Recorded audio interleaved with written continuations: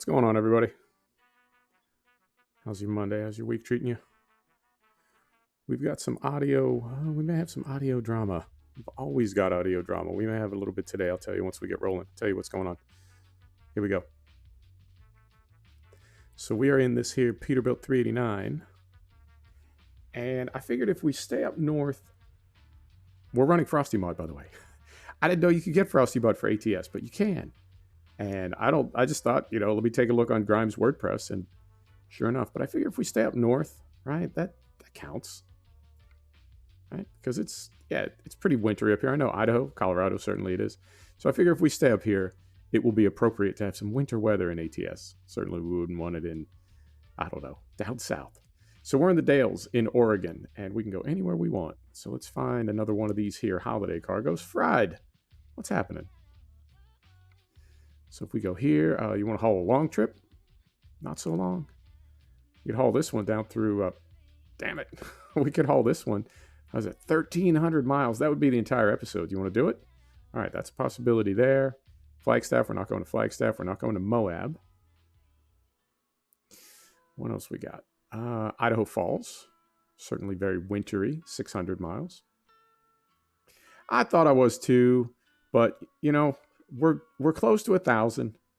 And I figure let's just keep our foot on the pedal, so to speak, till we get to 1,000. I would like to 3 years in March. That'll be my 3rd anniversary. And I'd like to be at 1,000 for that 3rd anniversary. So I'm just going to keep the pressure on. Plus, I don't know, I got some DMs. Some people have let me know. I'm keeping them company during lockdown, during quarantine. So I thought, let's do a quarantine stream. Yeah, I don't know if we're keeping that. I don't know if I'm in love with that. A quarantine stream. Let's do a quarantine stream, and I don't know. We'll keep each other company through the lockdown. Let's take this one. We'll take it all the way to Colorado, and that'll take us back into the Colorado DLC. Right. So we're going to be sleeping a couple times, and who knows what else is going to go on between here and there. Adventures, mayhem, deviltry. Here we go. Drive safe. Lights on, brake is off, windows up because it's cold. Here we go. Quarantine stream. Yeah. I think maybe I invented that. I mean, I'm guessing I'm not the only one. So yeah, I used to use, as of 3 hours from now, as soon as I'm done with this stream, I used to use Razer Synapse, and I guess I got suckered in because I've got a Razer Kraken Ultimate headset, and I've got a Razer Wolverine Tournament or Ultimate gamepad, and they're both RGB. And I mean, that's a nice thing. I've got some nice lighting in my cabinet, so I figured, we'll make everything the same color. It's not super critical. It's not really important in the grand scheme of things, but that these are our hot rods, right? You want to pop the hood on your hot rod, let everybody see your fancy custom billet valve covers. Well, it's the same with PC. This is how we express ourselves. So yeah, you want it to look a certain way. So I ran Razer Synapse. Now it does come with, in hindsight, it's a little over the top, but it's got some audio stuff. It brings in THX, surround, and a couple other things. I know that, yeah, that's fine. That's fine, let's do it. So I got some lighting profiles for my headset and my gamepad. Take a look out here. And all is well. The problem is, like a lot of apps, like a lot of invasive apps, it writes a lot of things. It brings in a lot of drivers, and essentially when you install it, it creates like a dozen audio devices. Why are we at 30 FPS? That's not right. That's not okay. It brings in a lot of audio devices when you install it, and I don't know. I guess it has to be that way for THX. I don't know. There we go. We're back up to 60 FPS. So it goes, right? That's life in the modern era. But every time it updates, what I find is it rewrites virtually everything. So once I fired up XSplit, I noticed that my audio settings were absolutely wrecked, and I had to very quickly try to rebuild everything because there's no, at least I haven't found a way to save a profile in XSplit. So I'm uninstalling Synapse as soon as I'm done. I did a quick Google search for XSplit, Synapse. Did I say XSplit? I did a quick search for Synapse, Razer Synapse, and apparently it's a pretty awful program. So sorry, Razer, you make fantastic hardware, but your software, not quite there yet. And I think the problem with so much of this in the modern era is it's not really designed to do anything other than gather data and sell you stuff. That is its primary purpose. And when the program got greenlit, right, it was not whatever team came up with it, whatever VP of marketing, whoever came up with it, when they took it to the board to get approval, they didn't say, hey, we came up with a fantastic product we're going to give away for free and it will make our customers happy. They said, we came up with a product that can make us money in this way. Like everything is now. We're not the customers anymore. We're the product. So I don't know. It's got to go. It's got to go.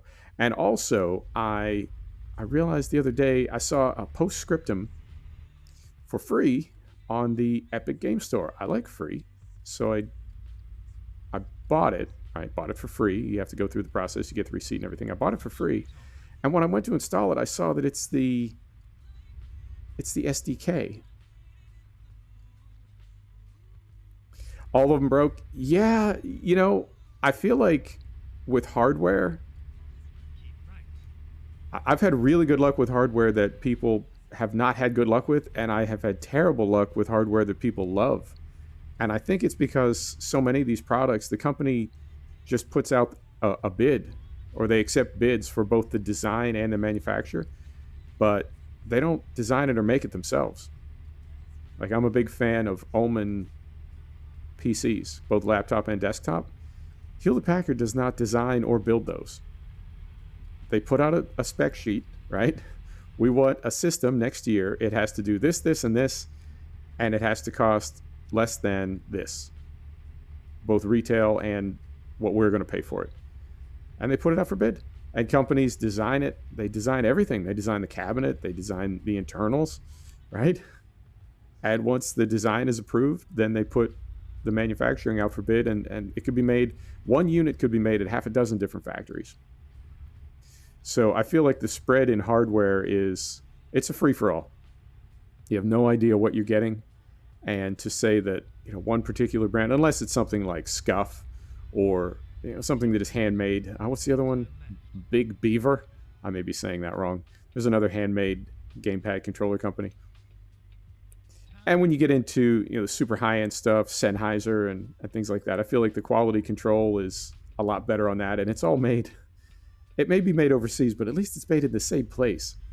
But for anything that you get at a big box store, who knows where it's made? So I don't dispute anybody's history. If they say, I've had a terrible experience with this product, I absolutely believe them, even if it's something I've been super happy with. It's just luck of the draw.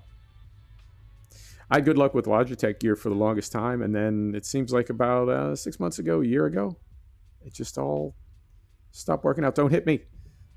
AI has been mental all day. What was Epic Game Store? Yeah. So I go to install. I go to play Postscriptum, and look, that guy walking in the snow. Get to work. I go to install Postscriptum, and I see that it's Postscriptum Software Developer Kit. It's not Postscriptum. Total bait and switch. Now, it was free, but total bait and switch, because when you download the game, it gives you, it throws up the store page from Postscriptum. It does not say, this is an editing app to make your own maps, right? It says this is the game.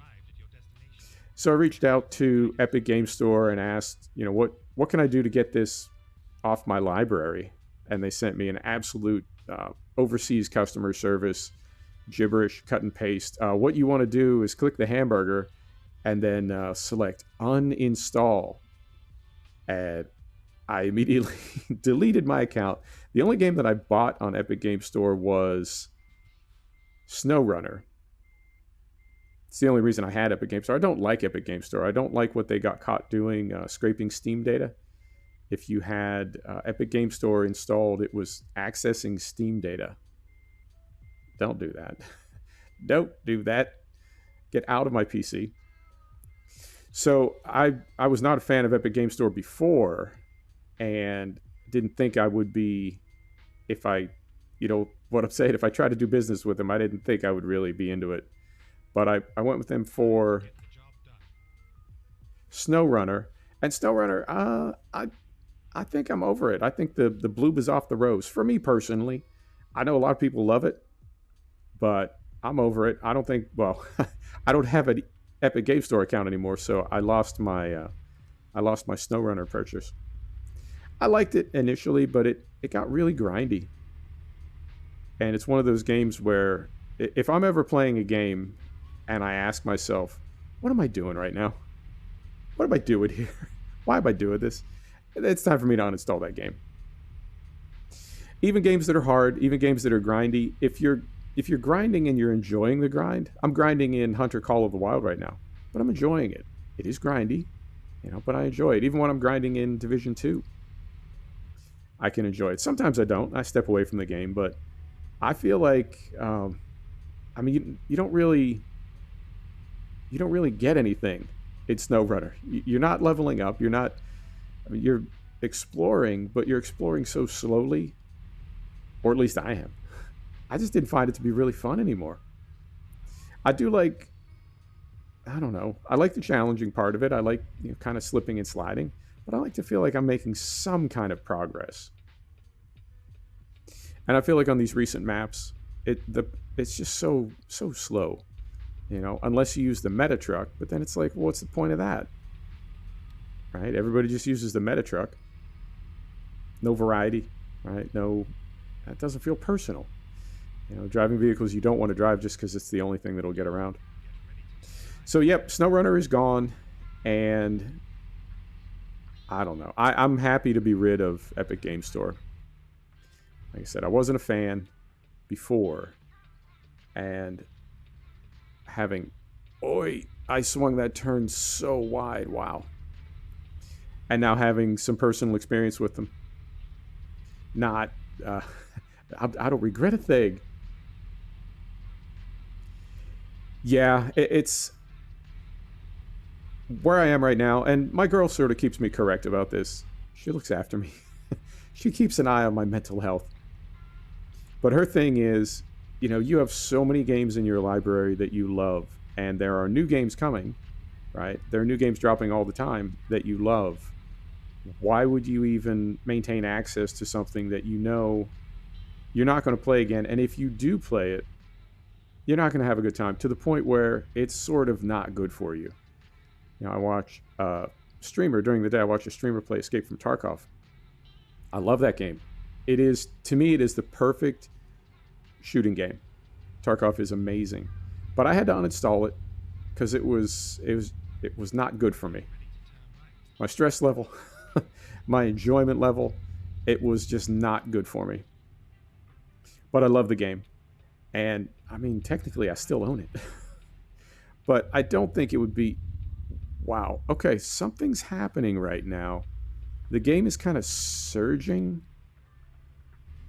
I imagine that's Frosty. I don't know what else it could be. I'm getting like a ton of lag and a ton of control lag. Let's see what happens. Keep an eye on things. I hope Frosty doesn't because our frame rate is good, but I was on the controls and nothing was happening. Let's try it again. See if this works any better. Could just be me. All right. We're not running Frosty physics. We're just running the visual part. All right, maybe that was just me. Jenner, what's happening? I haven't seen you in forever. How you doing? Happy holidays, my friend. So yeah, it's when she told me that, it's absolutely true. I do have so many games that I really, really love playing. There's no reason for me to keep games that I don't love. and also it's almost safer in a way. You can let me over, maybe, you can let me over. There you go. It's almost safer in a way to not have access to them. You know, I mean, there are some people that, you know, they can't go in a bar even if it's to get a hamburger. You know, they know their limits, they know their vulnerabilities, and they know what they need to do, and the choices they need to make to keep their life where they want it. And I think, yeah, that's fair enough. So if I decide at 2 in the afternoon, this is probably not a good idea, then let's go ahead and get rid of that now, so that at midnight, right? I'm not wondering, was that the smart play? It was. It was. So EGC is gone. Synapse will be gone later. Now, Synapse is a little different. That's not a game. That's just a tech that's giving me a lot of grief right now. But we'll get that sorted out. And I'm trying to think what else. Been busy with life? Hell yeah. I think keeping busy is good therapy for a lot of us this year. Keep our mind off things. Man, I am still blown away that the Cyberpunk debacle cost that company, and it's not, I thought it was CD Red Square, it's CD Projekt Red. I can't believe that cost them 1.8 billion. And they're saying now it's fine because sales that they will not refund covered the entire cost of the development of the game. I don't necessarily believe that. I mean, I know wages are a little different in Poland than they are in Silicon Valley, but it's not Poland in the 1970s anymore. You know, it's an EU member, and I don't know that I believe that. I don't know that they sold enough copies of that game to pay for, one estimate is 5 years, one estimate is 7 years, one estimate is 10 years of development. I don't think you can pay for 7 years. Let's split the difference. 7 years of development with a busted game. I don't buy it. Fried, if you're still here, I'm not bagging on your game. I know you love it. I know you love it. Fiona, how you doing? And I think the gameplay itself, the story itself, I'm told is fantastic. It's just the bugs.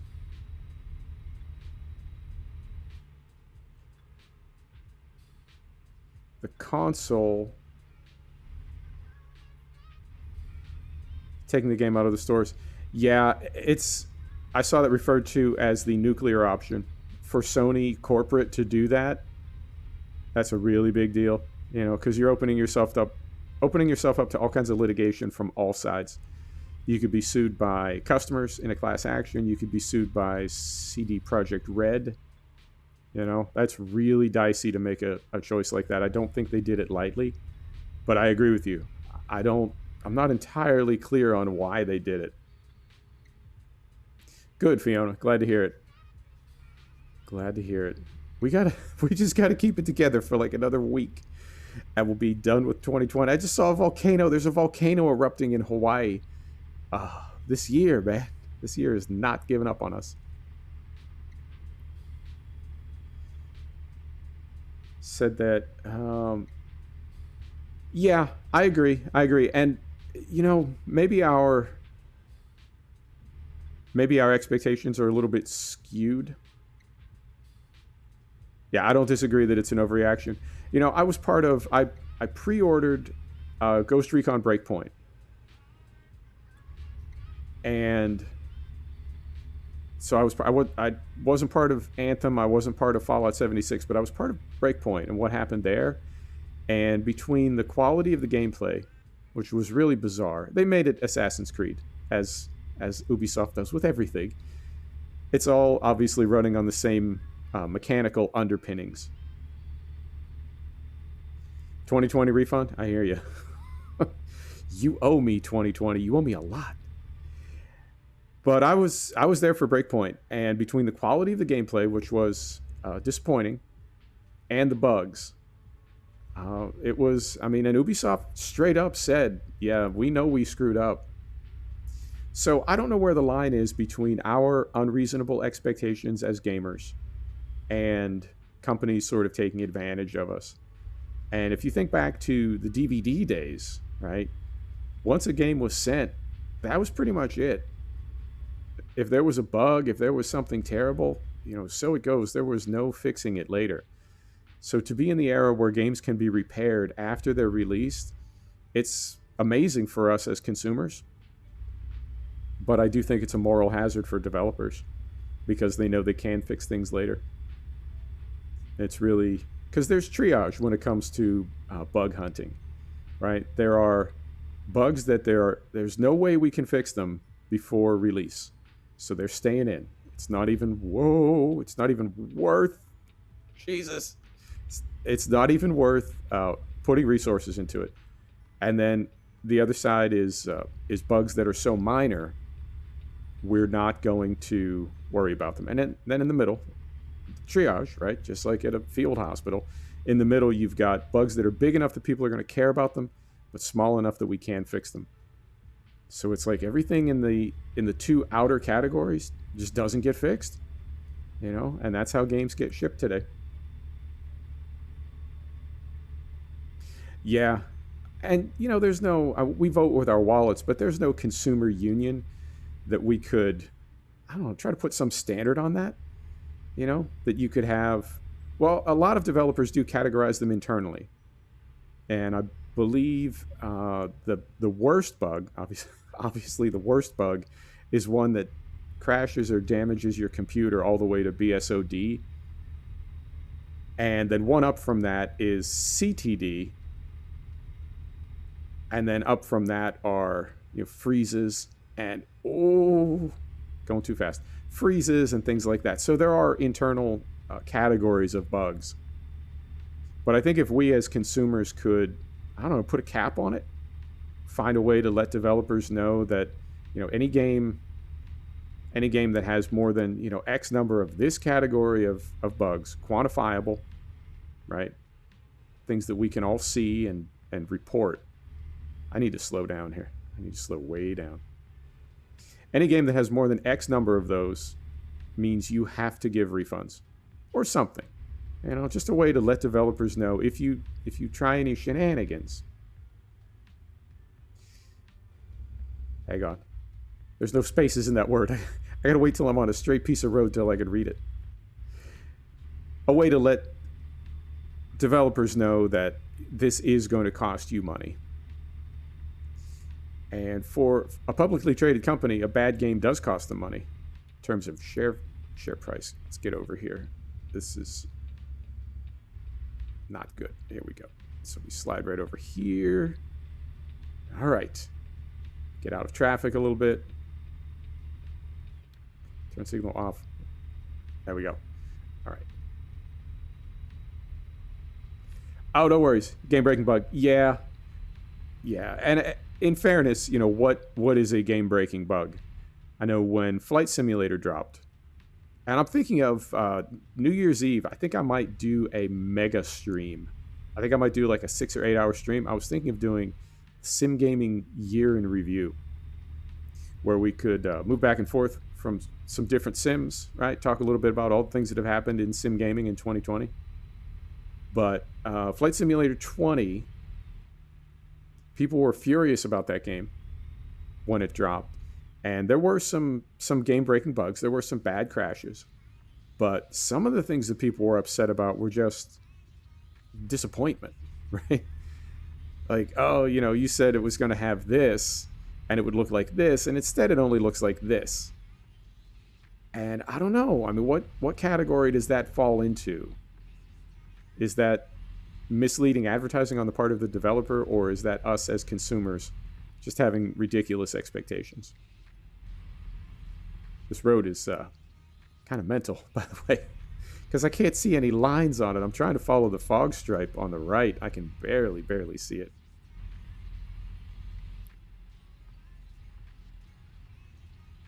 And I'm feeling like, I didn't apply any physics mods. We're just running, unless Frosty has physics mods, because I feel like we're slipping all over the place. The truck is really not responding well. All right, perfect. Now I can show you from the outside. There we go. I've been waiting as we came up here. For anybody that came in late, we're waiting to show you our holiday cargo. There we go. And I can read the chat. Yep, I think I'm going to do that on New Year's Eve. And what I'd like to do is go to at least midnight EU time. So we'll get all of you through the new year, and that will be what, mid evening for me, late evening. So then I can still have my New Year's on this end. It's amazing. I have so many more people from the EU and the UK than I do from the US in the stream. Interesting. I see my metrics. I check all that stuff. Is there? No, I think that Cadillac is the next car in front of us. These conventional American trucks with the big snout on them. Oh, no worries, Fried. Catch it on the VOD. So I'm being very careful here while we merge back in. And what did we just yawn? I thought. I thought I slept right before I picked this cargo up. Okay. Well, as soon as we come down off the mountain, then we will try to find a place to sleep. We're going to sleep multiple times. On a 1,300-mile trip, we're going to sleep multiple times. And I have seen, this is my 8th, maybe? 7th or 8th holiday trip. I have seen so many absolutely mental moves by the AI. I don't know what's going on with them, but it is clearly different. I don't want to say broken, but there's something going on. It's very, very different. All right, there's your gap. Go, buddy. Go.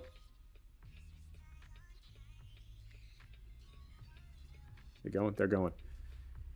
Oh, right on. Thanks, Fried. Yeah, I think it's going to be okay. It's tricky with seasons, and I did do some things off camera. I finished cultivating field 100 and got some more fert on it. But tomorrow, because we're going to do FS17 tomorrow, I don't know what to do, because literally the only thing that we can do is seed that field, right? I think we're going to put canola in it. But we've got one tractor. It's a massive field. It's not a very powerful tractor. So we're going to have a very small seeder on it, probably a 3-meter seeder, right? So it's going to take forever. But while that's happening, there's nothing else to do. So I may do it manually to save the money on a hired worker. But whether I do or not, you know what I mean? It's going to be seeding and chatting. Because there's nothing else to do. I don't even have enough money to lease another tractor. But if I did, there would just be mowing, you know? So it's what's our speed limit here? 65. So it's going to be tricky making that map work. Oh, and we're, 250,000 in debt. And I don't know when we're going to start making money or how much we're going to make, but it is going to be a handful to try to make money on the map. Yep. And we had our turn signal on the whole time. Don't tell Danny. I thought I slept right before we picked up, but we need to find a place to sleep as soon as possible. Get right through there. There we go. I think there is a city when we come down out of the mountains. So hopefully we'll be okay.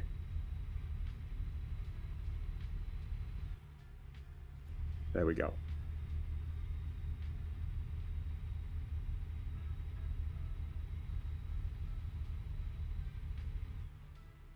All right, Jenner.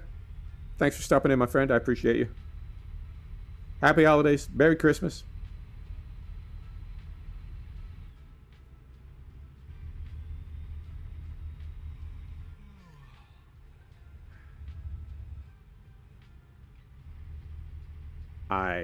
I hope we find a place to sleep. We haven't dozed off yet, but it seems like it gets dicey so fast. Right? Like everything's fine and then we're just falling asleep.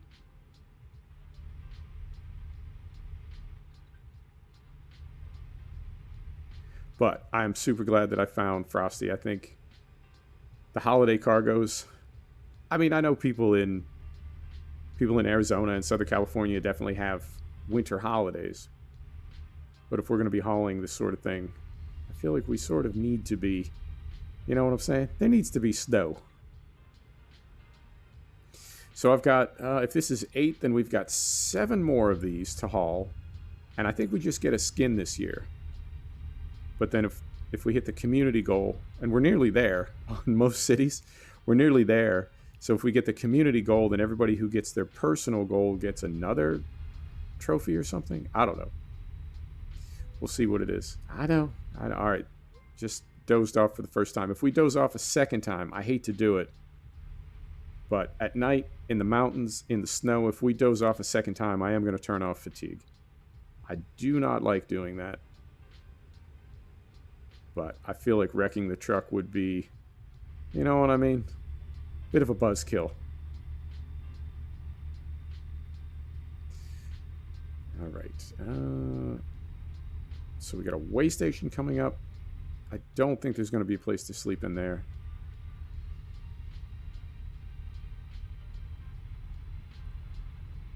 Pre-clearance. Bypass. Yes, let's do it. We need fuel too. Did I do another trip and forget about it? Did I do a trip between... maybe I did. Because I feel like our tank is more empty and we're more fatigued than I remember being when I got done prepping this. Oh, unknown. If we pull in and sleep now, it will be most likely daylight when we wake up. The days are a lot shorter with Frosty, but I think it will be daylight.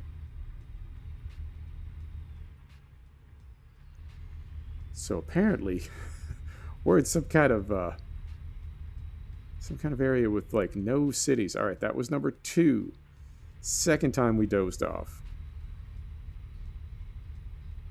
Yeah, I don't know where we are. Southern Oregon? Ah, here we go. I'm seeing... Damn it, man. It's just an interstate sign. I saw the blue and thought it was a place to sleep. All right, I've got to turn off fatigue. I hate to do it. But what we'll do is we'll do the next best thing. The next time we do see a place to sleep, we'll pull in, we'll turn it back on, and then we'll sleep. So I'm not going to, you know what I'm saying? I'm going to half cheese it a little bit. All right, here we go. So we go here, we go gameplay, and we're going to turn off fatigue. I know. Now,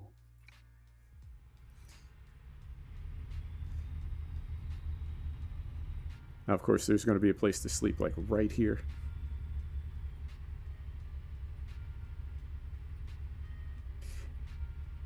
Oh, see? I was kidding, not kidding. All right, here we go. Is that a fuel stop right there? It looks like it is. Yeah, fatigue turned off. Yeah, I mean, we sort of split the difference. You saw me turn it off. I did. I turned it off. But had I left it on, I think we could have made it here. And I will turn it back on and we'll go to sleep right now. Go straight on. I think a lot of people don't like the yawning.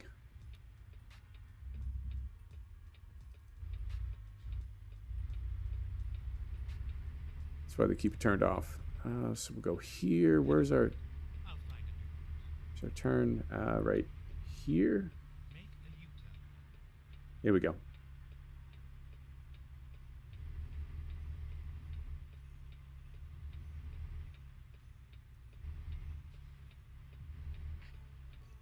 Is it on this side? Yeah, agreed. Can we get through there? No, it's... What? It's not connected, really? All right. Let's flip it around here.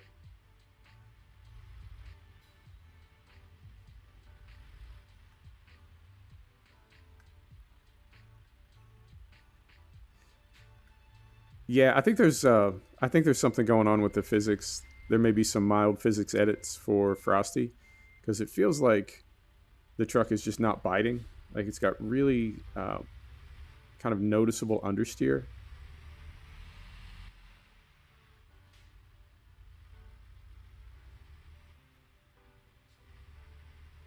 I like driving at night, so I have a feeling I would drive at night a lot if I left it turned off and tried to just sleep at night.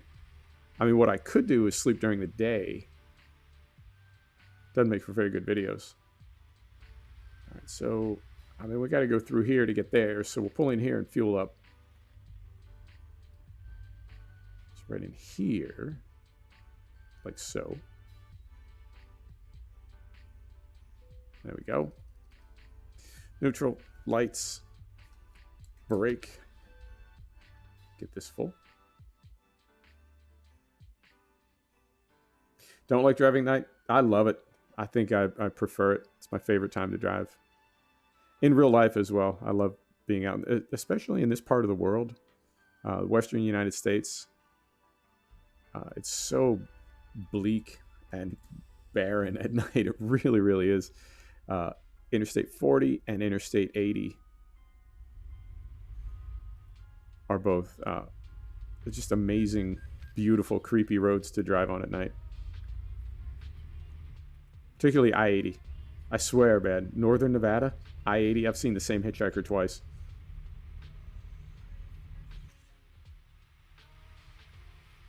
All right.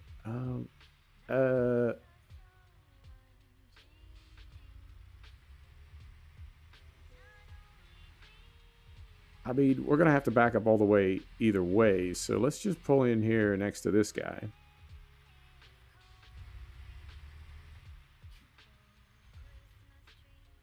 Right in here like so.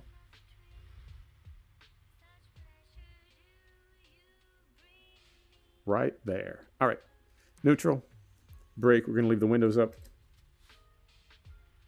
Engine is off.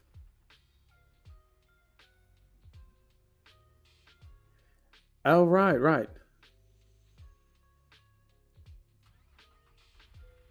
Yeah, I guess I sort of use the hood, if that makes sense. Just kind of visualize like where the hood ornament needs to be lined up to be approximately in the center. I do, yeah, I think I look in the mirror sometimes to see if I'm centered. Not that often, though. Oh, man, we are making money so fast now. 4.3 million with our 10 drivers. All right, so there is that. Hop back in here. We got our sleep on. Full bag of gas. Here we go. Oh, and I did discover Durango. When I fired up the game, that was the first thing I had to do was complete that job. And I just drove around Durango a little bit, and I came into it from... There's one road that goes through it, and there's another road that kind of comes in perpendicular. I drove up that perpendicular road, and as I was leaving town, I got the discovery. So we got every city in Colorado, and that is every city in the game right now. So happy about that. And I don't know what the problem is as far as like, you know, where the trigger is located on that big road that goes through town, but either way, we did get it.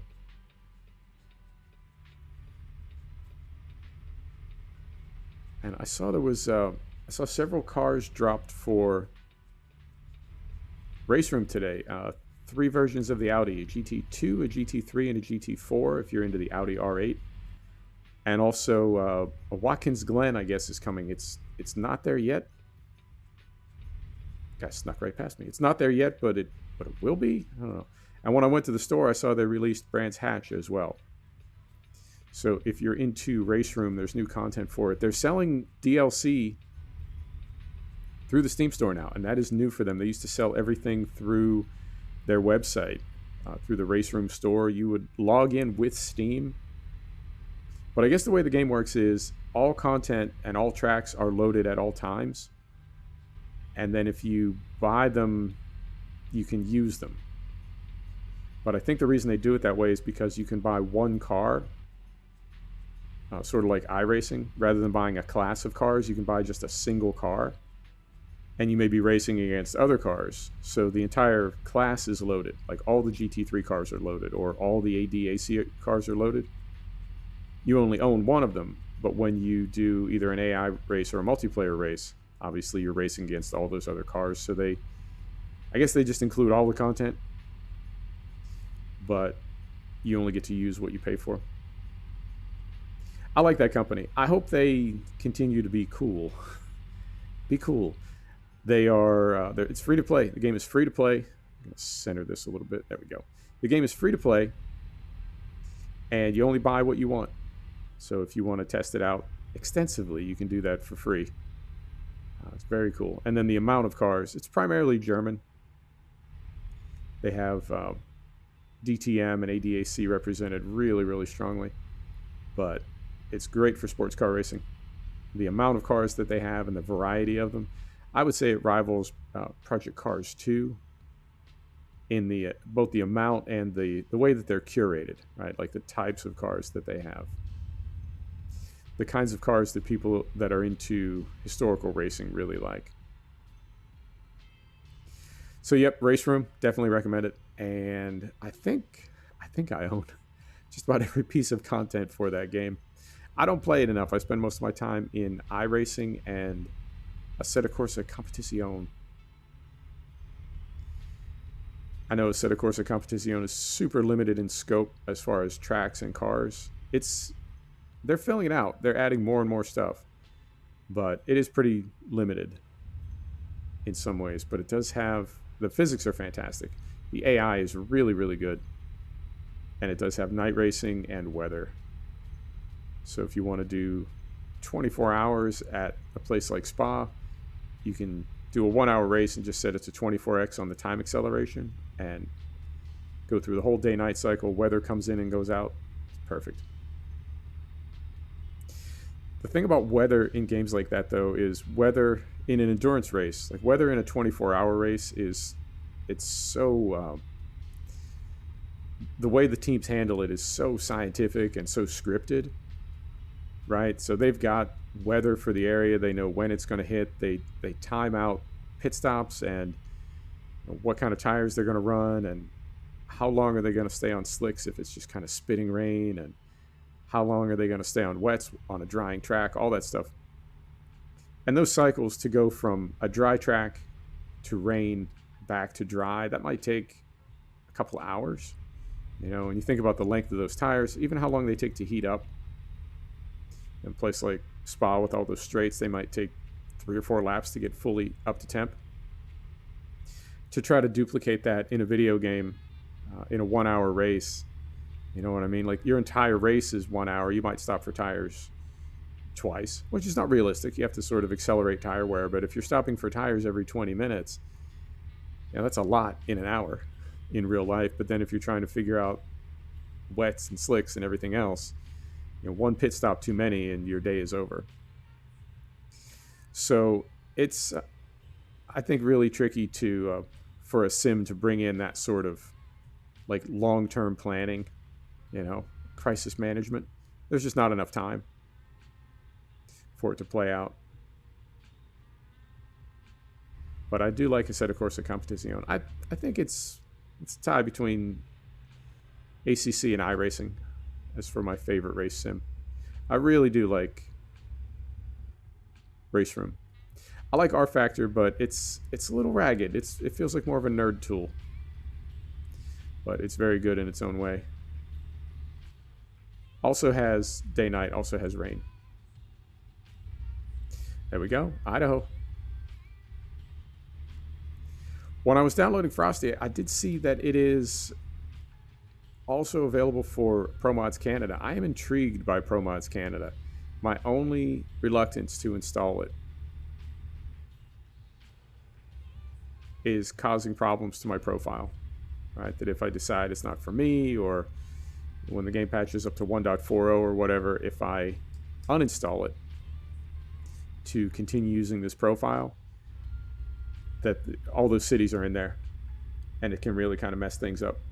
So we'll see. I am intrigued. You know what? I'll just find a streamer. I'll find somebody streaming it. See what I think.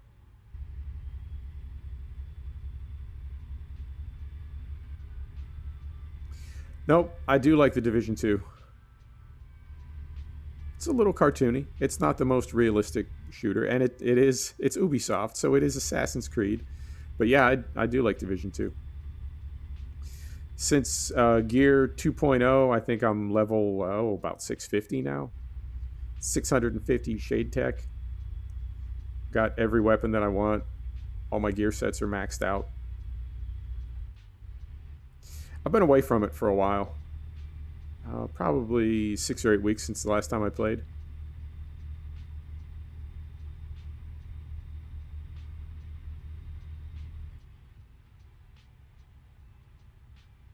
Chat disconnected. What's going on over there? How's our stream health? Stream health is good. No dropped frames. All right. Oh, right on. Are they going to... they're going to Sherpa you through? You'll level up so fast if you're playing with high-level characters. If they're keeping an eye on you and dropping gear for you, you will level up super, super fast. It's a good game. It's really well executed for what it is. It is not the most realistic, and it is an RPG. It's more of a looter than a shooter. All playing for the first time. Shit. We should all play together. I'll Sherpa you through. You'll all be able to level up fast.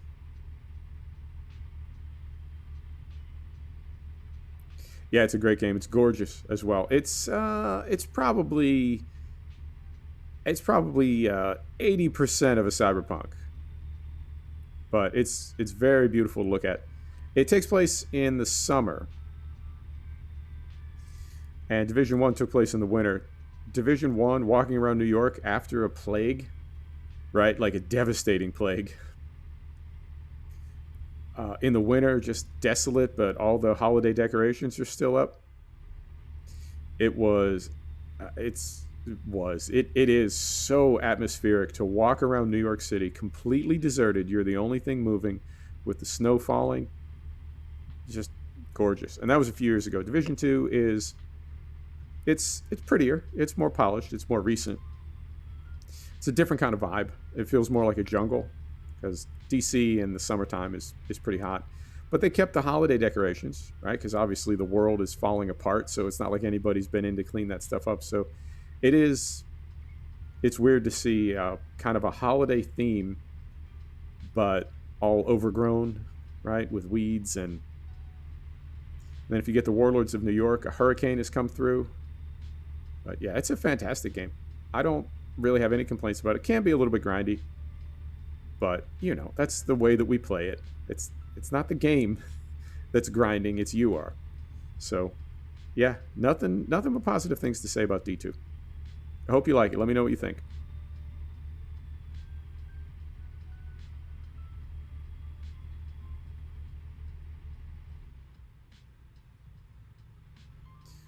All right.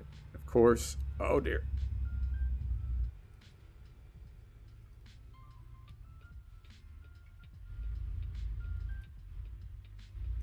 Of course, we got drama. There we go.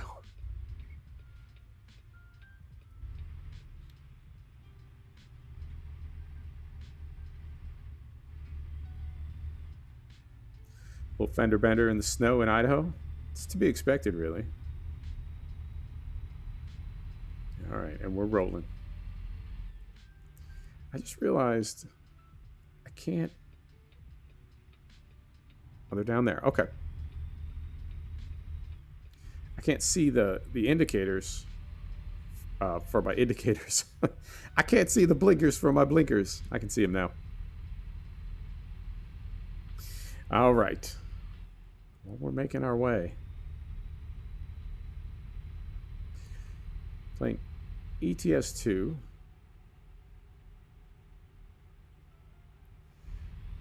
Yeah. Does the AI seem different to you? Does it... Have you noticed it doing these things in the past, or is this sort of a new behavior? I thought it was because I tweaked my spawn rate, but the problems that I'm seeing have nothing to do with spawning. It just seems like the AI is different now.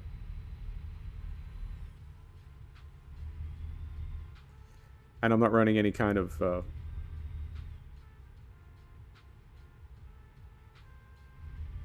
Yeah, it's hard to say. It's hard to say. It's... And I never want to attribute anything to game code that is just my confirmation bias, right? I notice something and it's like, oh, you know, The game is out to get me. Clearly, the devs did this. No, man. Maybe you just didn't notice. But I have. I feel like. I think the AI is behaving a little different. Could be wrong. My monitor also, I don't know why this is happening. I did go to a 2-monitor setup, which my card is configured for. Every now and then, my main monitor will just go black for, I'd say, 1 to 3 seconds. It did it back there, just as we were going around a curve. My screen just went black. It's happened enough times now. I don't panic when it happens. First time it happened, I thought, oh, there goes my motherboard again. But it's okay. It comes back on. I don't know what is causing it.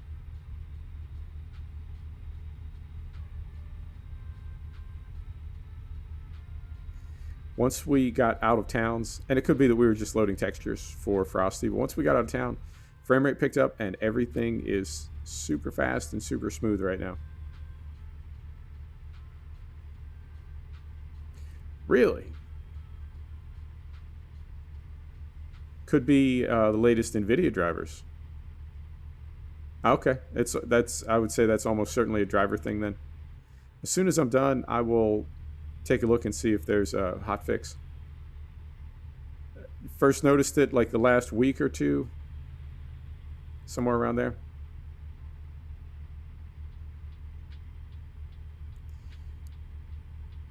I thought it was because I've got the 2-monitor setup now.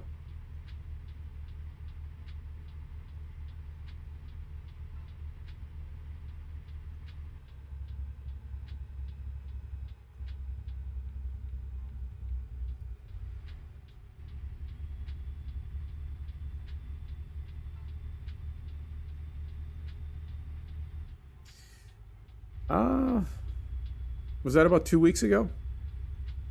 Yeah, I'd say it was. Okay, I'll take a look and see. Maybe I'll do a rollback. Yeah, maybe I'll do a rollback and see if that helps at all. It's very odd, and it's one of those things that it doesn't, like, when it happens, I'm typically doing something else, and so I don't address it straight away. I say I'll fix that when I'm done. But it's not a big enough problem that I even remember it when I'm done, and I forget it till the next time it happens.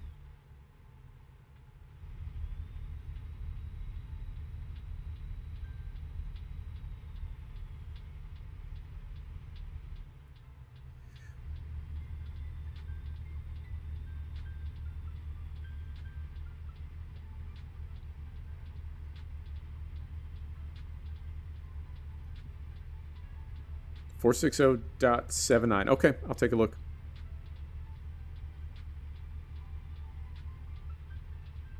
I'm debating uninstalling the, what is it? The GeForce Experience. I would need to do my drivers manually. But I don't use the optimization because it's terrible. I don't know if you've ever clicked that button, but it wrecks games. When I got my first gaming PC, I saw that and I thought, oh, that's right. That's fantastic. Oh, that's amazing.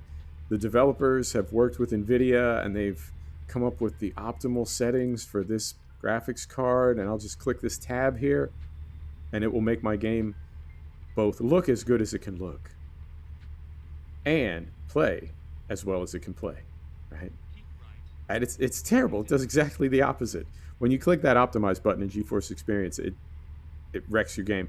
It's madness. So, and I was using it for shadow play. That's what I was recording in, but I'm not recording anymore. So I don't really need that. I mean, I guess I could keep it as a backup. If something happened to XSplit, I don't know. You know what? I can always re-download it if I have to, but I'm thinking of getting rid of that as well.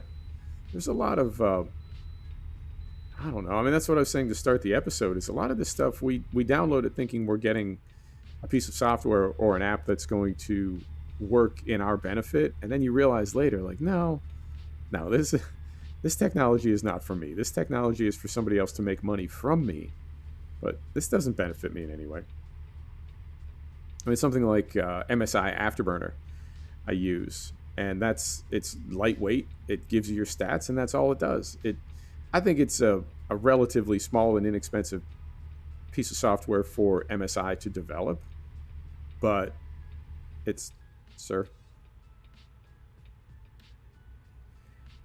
But unless there's something really nefarious going on in the background, all it does is tell you your stats, allow you to overclock, and reflect really well on MSI. You know, makes me think that's a cool company to deal with. I'd like to do business with them. So in that way, maybe it's an advertising tool, a PR tool, but it's not scraping data and it's not popping up ads constantly. So yep, definitely need to get rid of Synapse, and I may get rid of GeForce Experience as well. And I already got rid of the Epic Game Store. And that sort of goes back to what my girl was telling me. Like, God, I can barely hear that clicking, and I have been. What is this now? I have been leaving my blinker on because it's just a little bit too low for me to see. If I go down here and then reset that, all right, that pops me up a little bit. All right. I have enough games. I don't think I need to be worried about, if there's an exclusive on EGC or GOG. I have to download that UI. I have to download that client just to get that exclusive game. It would need to be a pretty specific game. All right, Fred, let me know what you think of it. If you need somebody in a couple hours, hit me up on Discord. DM me on Discord, and I will jump in your group. Thanks for stopping by, brother. I appreciate you.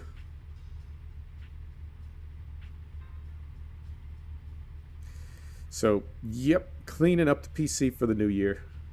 And what's funny is I may end up getting a new one right after the new year anyway. I don't know if I'm going to be on a 3000 card, but I think I may. Well, I think it would make sense because I'm on a 1660 Ti now, so I think it would make sense to, at the very least, go to an RTX Super. But it's going to be 2000 series, not 3000. I don't think I'm there yet, and I would love to be on. Come on. I would love to be on an i9 processor. I'm on a fast i7 now, but I think I'm ready for an i9. And I would also like, whatever card I get, I would like it to have the hardware set up to accept triples. Because at some point, once I get enough PCs going at the same time, I think I can split everything up. So one system is for truck sim and farm sim, and another is for racing and flight sim, or possibly one is for truck sim, farm sim, and everything else. One is only for flight sim, and one is only for racing. It feels kind of wasteful with the amount of space that I have that I would have.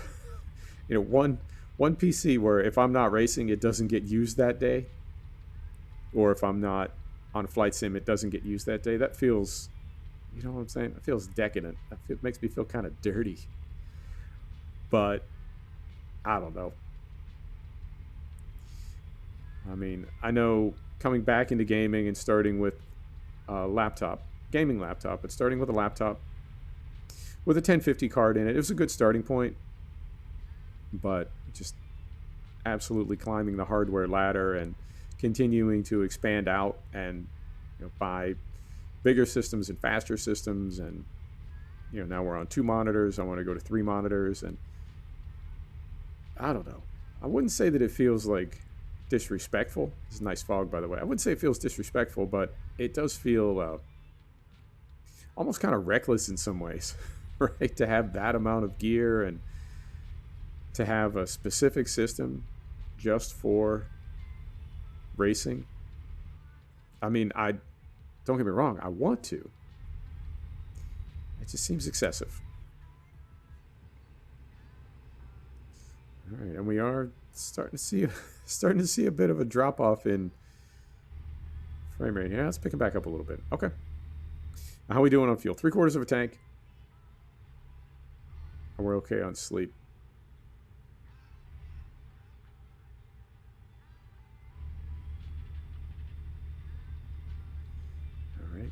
Logan? I'm trying to visualize Idaho. Sort of think where we are. Sir. There we go. All right.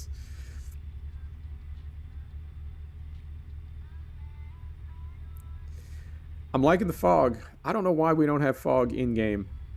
I haven't heard a definitive reason from the devs why this is not a thing that could happen. Okay, we can bypass. I've never heard... I haven't heard anybody from SCS. I haven't heard Pavel say there is no fog and this is why not. I would love it if we had fog. Morning and evening. Fog in the low spots. You know, if you're coming down out of the mountains, everything is crystal clear. And then as you get down into the river flats at the bottom, immediately pull into fog. Cotton ball. Keep left. All right. Obey speed limit. I will. Can't see the lines. I'm just going to follow this car in front of me and hope for the best. There we go. Doing all right. So we will do, let me see, today is Monday. Today's Monday. We will do FS17 tomorrow. And we'll just find a way to work in seasons with a single tractor. We'll find a way to make it work. And then Wednesday will be, yeah, there's that surging again.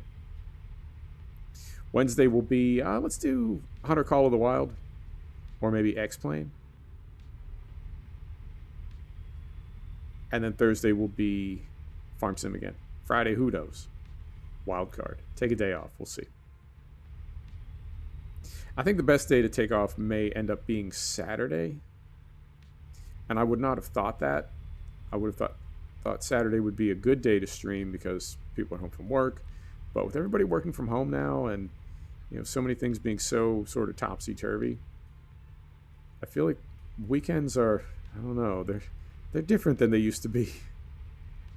But the turnout on Saturdays is not as good as I would have thought. So maybe Saturday will be my day off. And we'll just go 6 days a week. I don't know. Still figuring it all out. Still haven't gone over to Twitch yet, and I wanted to do that and have Twitch sort of figured out by the first of the year. I mean, it can't be that hard. I've seen some morons on Twitch. And if they can figure it out, certainly I can figure it out. So I don't think it'll be that hard to figure out, but I wanted to have, I don't know, a few test streams under my belt by the first of the year. And that didn't happen. Just been sticking with YouTube. But it's not, I mean, it's not a bad platform. I just feel like it wasn't built for gaming, and it wasn't built for this type of live streaming. So it goes. But we'll figure out what's best. Right, ended, oh, all right. Lights on. That was Boise. That was Boise we just went through. So that would put us, yeah, sort of south central. So then we'll go through just the kind of the corner of Nevada. Don't say Nevada. They get so upset. I don't know why, but they get so upset when you say Nevada. We'll go through the corner of Nevada, and that will take us down into northwest Colorado. All right, we're making our way. And I just realized my plan was to turn fatigue back on when we pulled in to sleep, and I completely spaced that. Pulled in and got fuel. Forgot to turn fatigue back on. I mean, I guess I could turn it back on now. Does it resets to the cycle that you're on. Like, you can't, you know what I mean? You can't hack it. Oh, we're already in Provo. I thought we were still in Idaho. Stand by. I need to do two things. I need to come here. We're going to go to options, gameplay. We're going to turn this back on, right? And we're going to go back in game and immediately fall asleep. And we're going to go to the world map and see where we're at. Oh yeah, we got a ways to go. All right, so as soon as we get rolling here, as soon as we start driving again, I'm going to try to carefully cycle these. Not that, Jesus. This one. Okay. It says we're fine on sleep, but I don't know if that's the case. Like, I don't know if that resets every time you turn it back on after having it been turned off. Did I say that right? I was under the impression that the clock ran based on the last time you had slept, not on whether you had turned fatigue on or off. But it looks like our sleep meter is reset right now. It's all the way down. So we'll just drive till we need to sleep and call that our second stop. I think 1,300 miles would probably need to stop twice, because 1,300 miles is like, it's not quite halfway across the United States, halfway across the continent, but it's close. And it's one of those trips. Whoa, easy. I've driven coast to coast, I would say more times than I can count. At least a couple dozen times. I love driving. I really do. And we're going to go... Yeah, physics are slightly altered. They definitely are. A lot of understeer. And I know the first time I did it, like as an adult, you do the math on it and it's like, well, hang on. Where's a calculator? How far is it? 3,000 miles. All right. If we average, right, 70 miles an hour, that's 40 hours of drive time. If we drive 15 hours a day, right, that's 2.5 days. It's a piece of cake. And like 6 days later, when you're not quite there yet, you realize how hard it is to maintain 70 miles per hour as an average, and how hard it is to drive 16 hours a day. Because it feels like, oh, you know, what's the big deal? You're just sitting there, right? It's not like you're running a marathon or something. You can sit for 16 hours. Anybody could do that. It doesn't work that way. So I think the fastest that I've ever done it has been about 3.5 days, but it was solo. But it was absolutely grueling, and I had to take a few days off afterwards. And I did drive about 1,500 miles once, straight through. Yeah. I didn't think there were physics edits, but I need to definitely adjust the way I'm driving. Did not think there were physics edits with Frosty unless you brought the physics mod in, and I didn't. So that is definitely what's going on. Okay, no problem. It's not on Grimes. It's on me. But we'll need to just start allowing a lot more time and going a lot slower, particularly when we're off the highway. All right, here we go. Let's try to sleep. Oh, let me see. We're in Provo, or we just came through Provo. Let's try to sleep near the state line. So I think we'll go through Rangeley or Vernal. As soon as we're in Colorado, let's find a place to sleep. And we'll wake up in the morning and head across the northern part of the state in daylight into Sterling, which is the far northeast corner. Yep.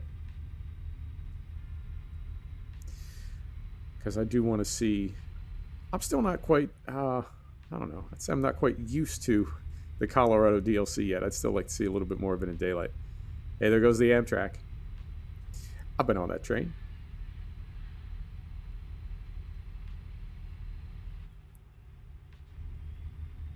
Yeah, couldn't be happier with this game for 2020. Even with the delay for Iberia, well, ETS, ATS, I think of it as the same game. But even with the delay to Iberia, no complaints at all.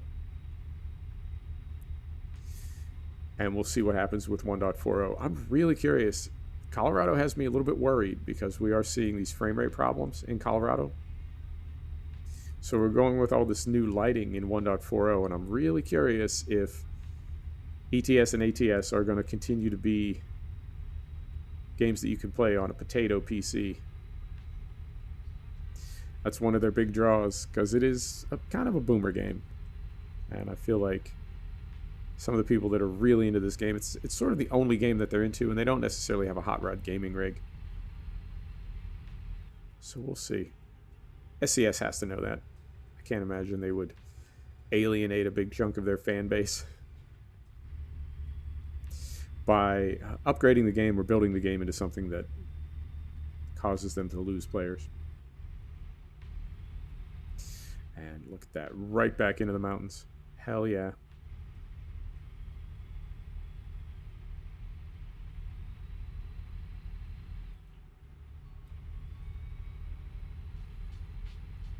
So right down here.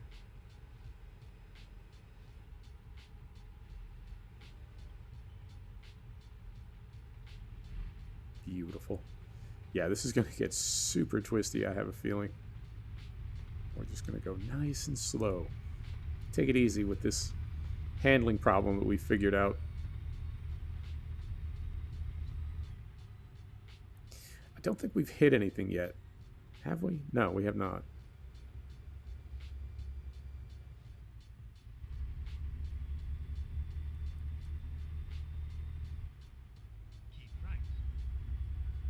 Keep right. You got it. Port of entry. All right, so this is Colorado we're crossing into? Yep, would have to be. Please pull in. You got it. Slow down early. Early.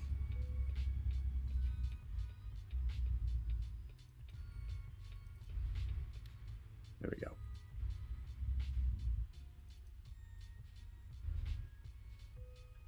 Right about there. 77,000 pounds. Here we go.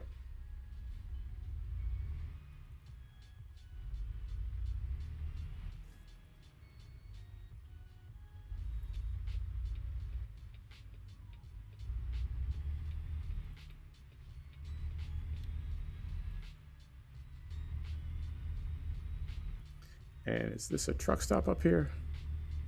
On the left? No, it's just traffic pulling out. It's from the way that truck was sort of angled and the lights and everything. Carbonville. All right, let's see where we're at here. We've still got the Utah State Highway logo, so we're still in Utah. All right. We could sleep here. I mean, they were calling that the port of entry, so we're very close to the state line.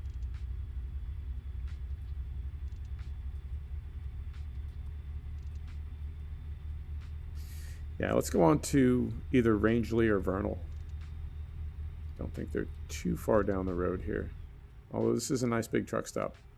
Fuel, a little bit more than half a tank. Yeah, we're okay. Let's continue on.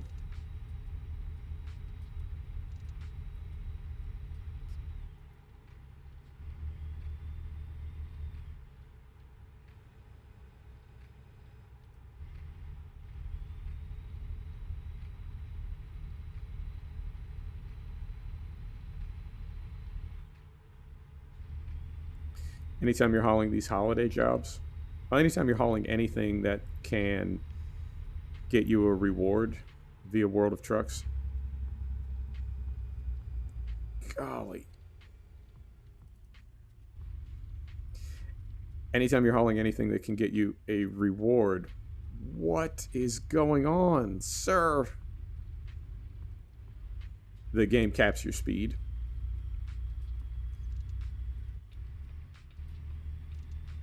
Puts a limiter on, which is fair, you know, so you can't like make your trips at 100 miles an hour and just knock them out super quick.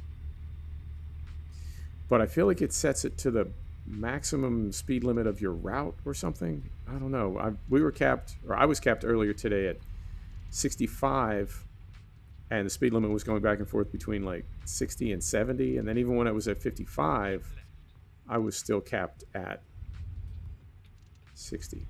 Go back over here. Yeah, tricky to see the lines, but in a good way. Definitely in kind of a realistic snowy weather way.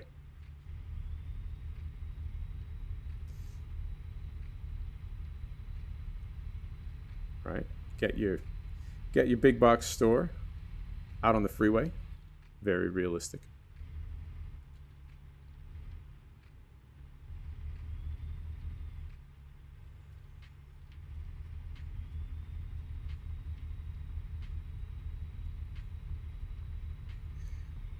And at some point we will cross into Colorado and start looking.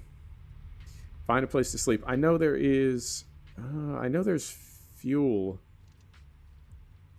in... Yeah, we're capped at 65 again. Maybe that's the hard stop. Like the hard speed limit when you're doing one of these cargoes, because the... Well, we're coasting downhill now. Hang on. Let's get this locked in.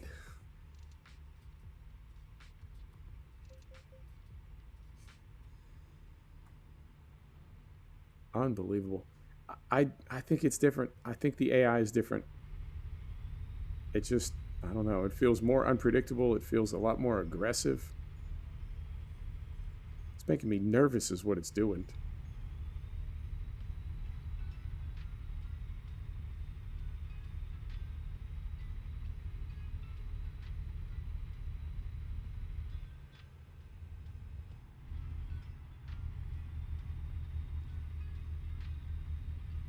All right, and this is posted at 55.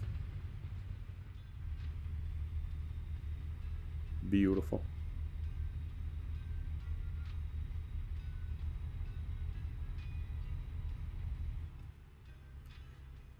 Moab and Salina.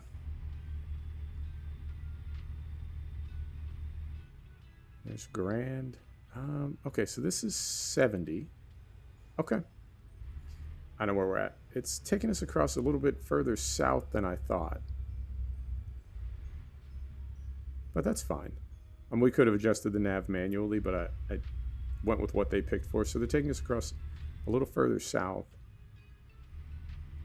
And so we won't go over Trail Ridge or anything. So we'll stop in Grand and get fuel, and we'll sleep there as well.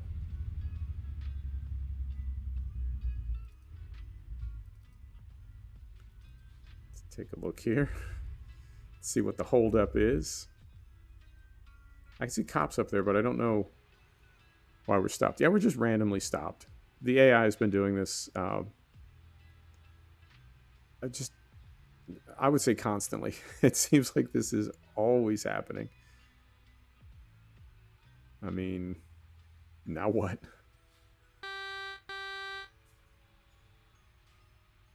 No, let's try the other one.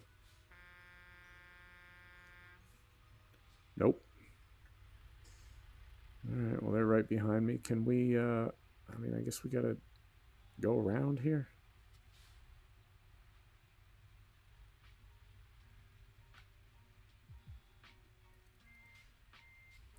Bit of a buzzkill. I don't want to bump the car behind us.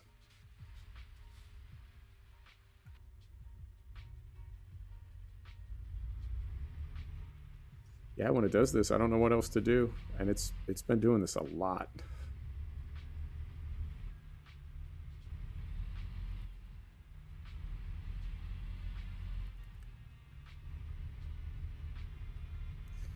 Now, what we're going to hope for is that as we get down here, this truck doesn't start rolling and pin us over here. Oh, that's all jackknifed. Okay. So it goes. No game is perfect.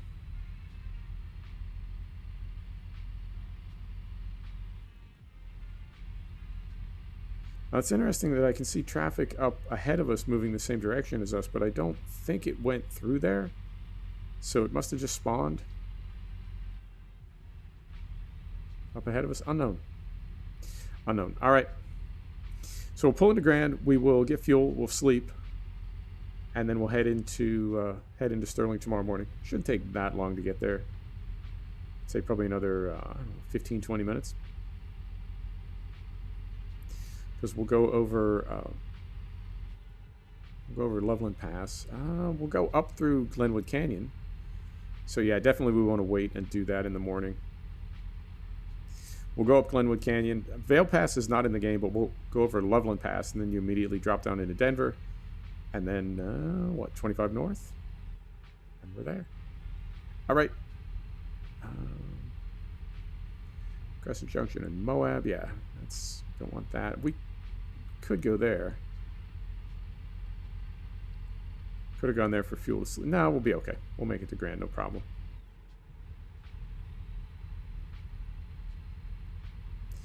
So speed limit is 80 here. I'm curious if we're still... Yeah, it's still holding us at 65. That's fine. We're still making plenty of good time.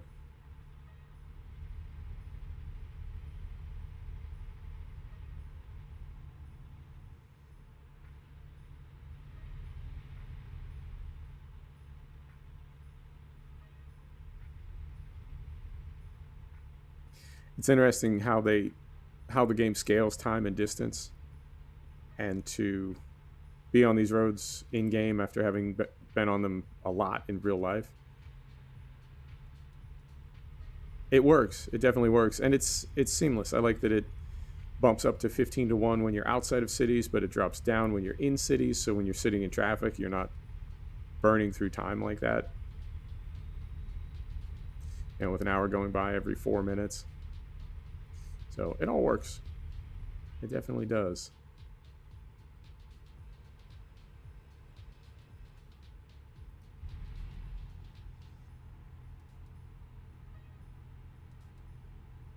I saw the City Lights mod, Grimes City Lights mod for ETS, but I didn't notice it. I'm not saying it wasn't there. I just didn't notice it for ATS. But that's another thing I'd like to see the devs work on, is making the lighting in the cities more realistic. You know, that when you come through a city at 3 or 4 o'clock in the morning, it's not, you know, super brightly lit, every window lit. In the same way that the traffic lights go on blinking at 11 p.m. or midnight. There we go. Back in the Colorado DLC.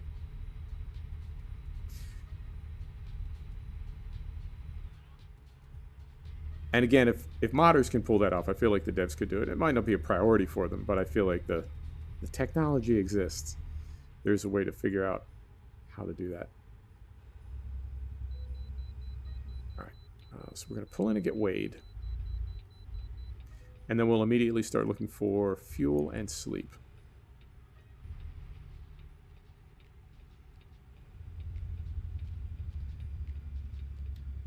There we are.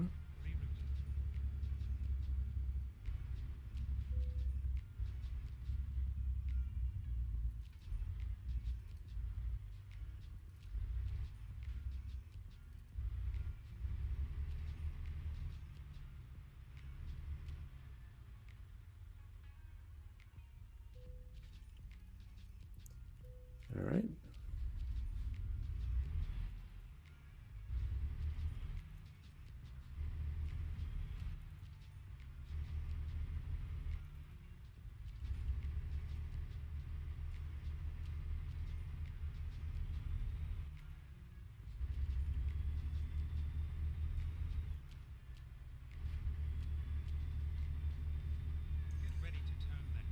So left and a right, looks like.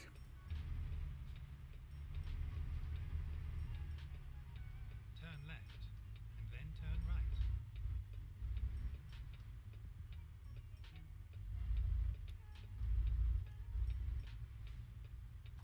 Turn right.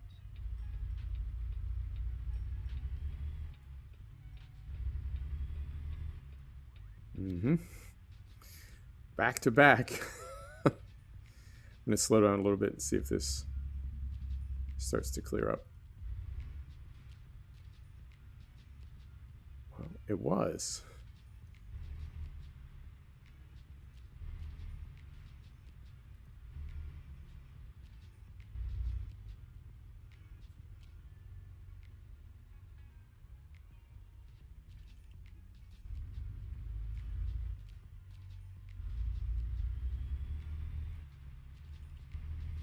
All right, here we go.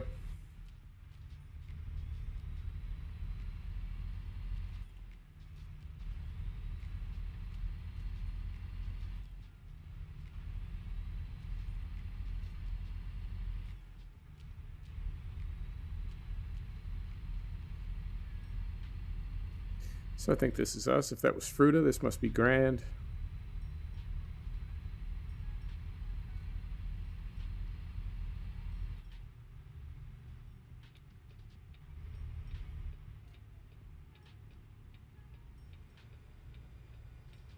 All right, and they're saying this is Fruta. Fair enough. Nice big truck stop, though. Plenty of room to turn around.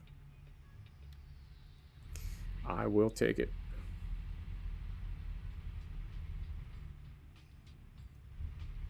At the roundabout, take the second exit.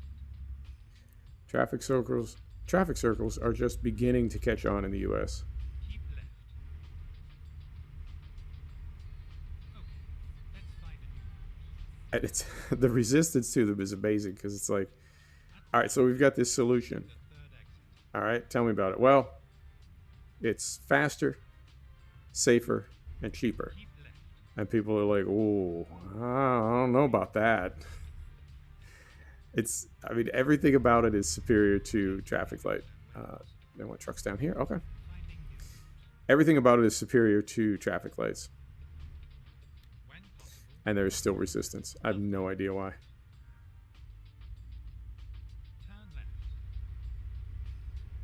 All right, so we're gonna go right in here. Yeah, we'll go ahead and sleep through. I don't know what time it is. We'll see when we stop to pump the fuel. It'll come up on our mini map. Right there. 1 a.m. Yeah, this is perfect. So set the brake, lights off, engine off, fill up.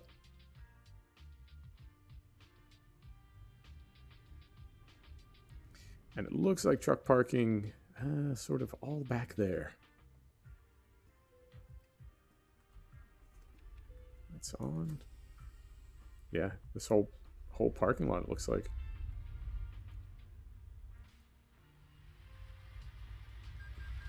Clip down through there. And then back up. Where we at? Well, looks like everybody's parked that way. So let's try to face the same.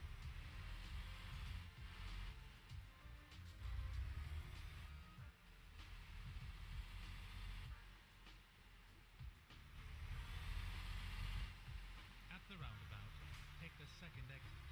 I just realized today's the 21st. So tomorrow, Tuesday is the 22nd. Wednesday's the 23rd. Okay, so Friday is the 25th. Friday is Christmas Eve. All right. I may or may not do a stream. I don't know. We'll talk tomorrow. See how everybody's doing. It's... Go right here. Engine is off. It's just a day for me. It's just another day. So I don't mind keeping you all company, particularly if Christmas is not going to be great this year, as some people have said, with lockdown and everything else. I think I would run lights in weather like this. Break us off. Here we go. Yeah, if it's not going to be ideal for you, I have no problem doing a stream, just keeping everybody company. But if nobody's going to be around, I could use that as a day off as well. So we'll see. Figure it out in Discord. Right through here. Is this... Okay, that's just static scenery. I didn't know if that gate opened. So we'll pull out here.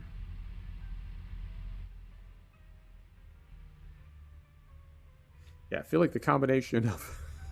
the combination of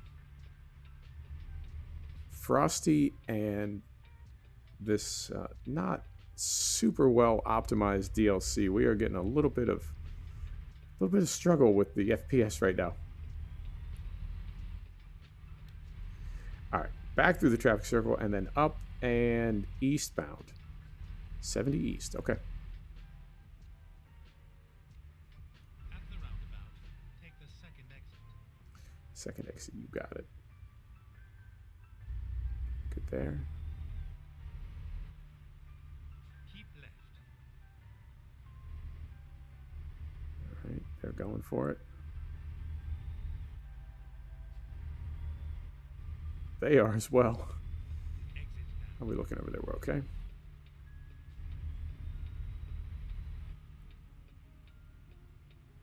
At the roundabout, take the first exit. First exit, you got it. Here we go. Exit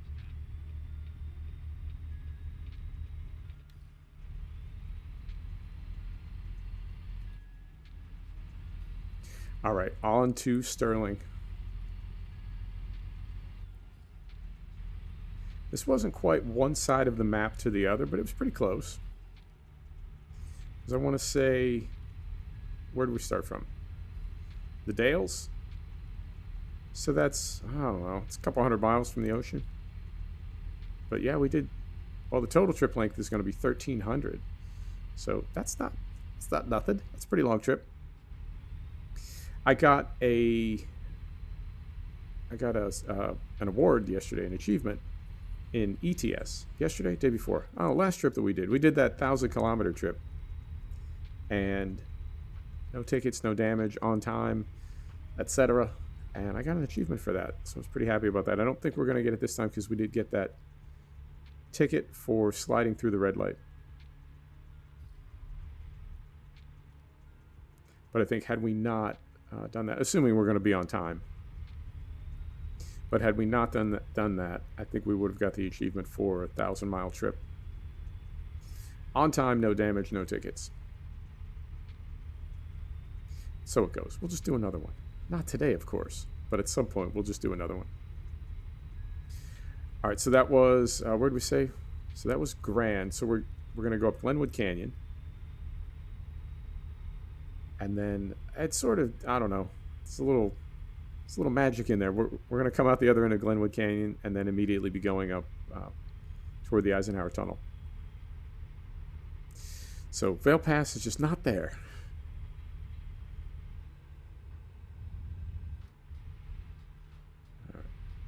Very twisty through here, both in game and in real life. A lot of really unnervingly tight turns for a freeway. Not what you would expect.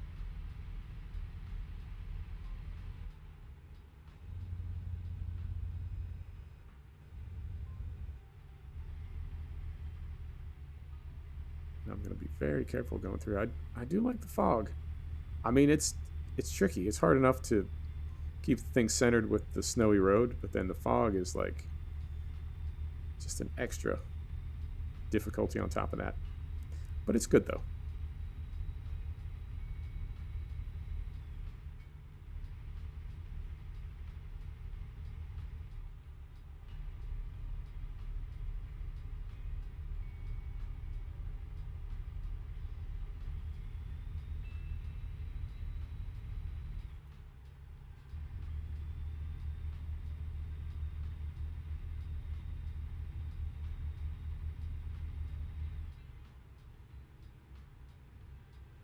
I've come through here the other way.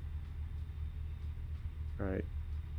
East to west, I've come through here several times, but I think this is the first time I've gone west to east, so we're going to be sort of on the lower level. As it goes through the canyon, the highway, I don't know, the best way to describe it is it stacks. So you've got the westbound lanes above you, and the eastbound lanes are underneath.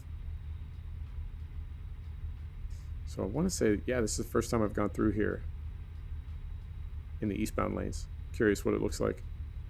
It's amazing to see it in real life. It's a beautiful canyon to drive through, but it's also, the engineering is amazing. And then on the other side of the river are the train tracks.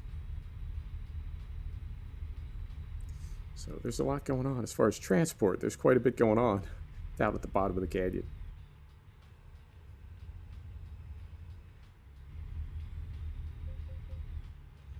Get slowed down here.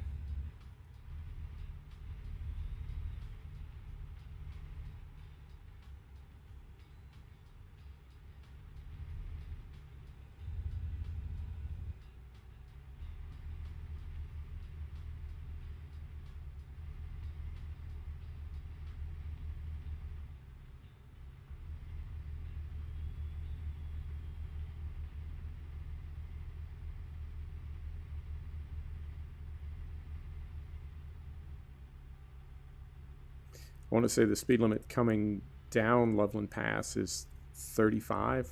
Westbound it is. I don't know what it will be heading into Denver. But I got a couple tickets. First time I came through there. Was really not expecting that.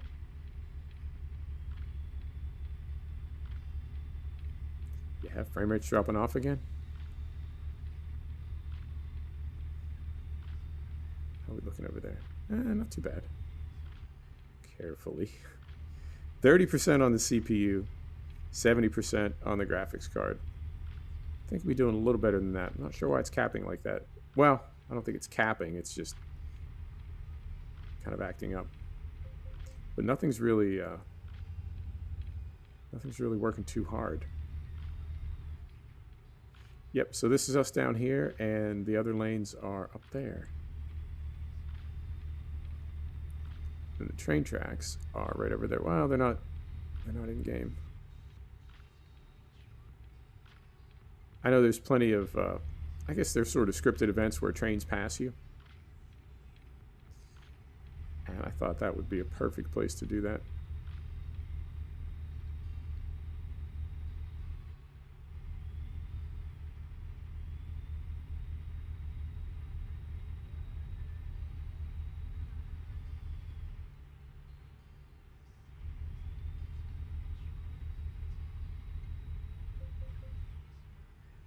I wonder if there's just a fog mod, right?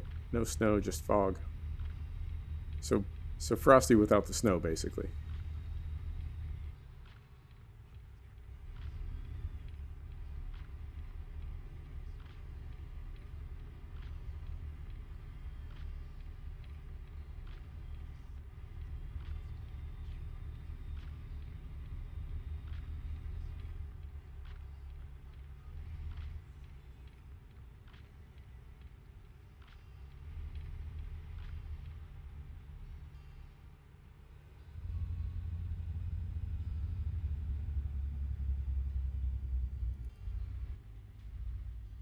All right. More excitement.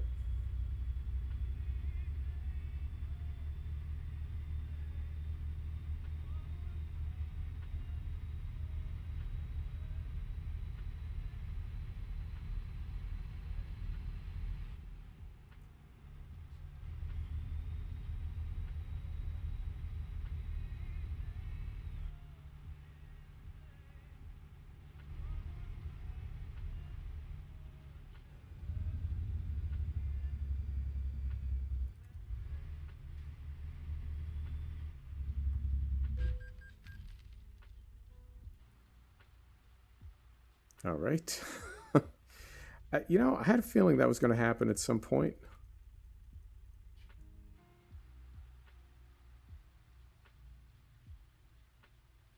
Kind of makes me want to call it. Because I don't think we can back up. Oh, we can back up a little bit. Yeah, I'm about to give up on the AI. I don't know what is going on. I really don't.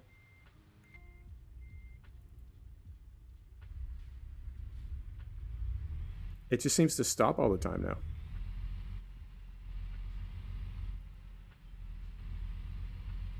I don't think there's a merge point or anything up here. This traffic just stopped on a freeway.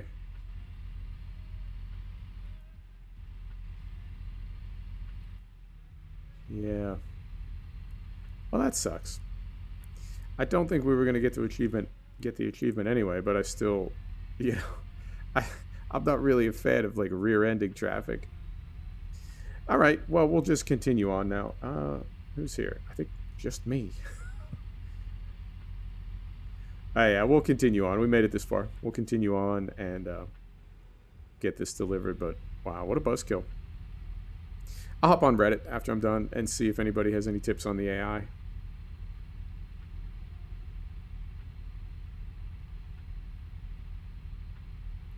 I don't. It has always been wonky, and in some ways, it's better than it was in the past. I know in the past, right, really bad, but at the same time, I mean, that is, I would say that's pretty bad. And then with the mod and a little bit of reduced grip, that was inevitable.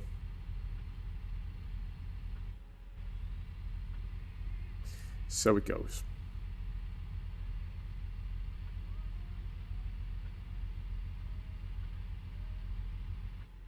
Let's get slowed down here.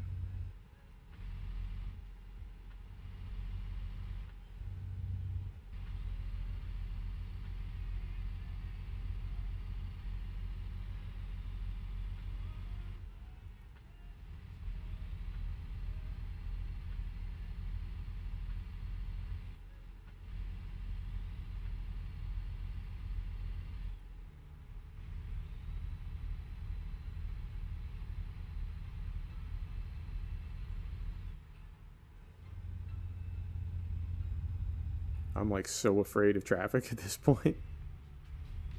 I don't know if I want to try to go around this person.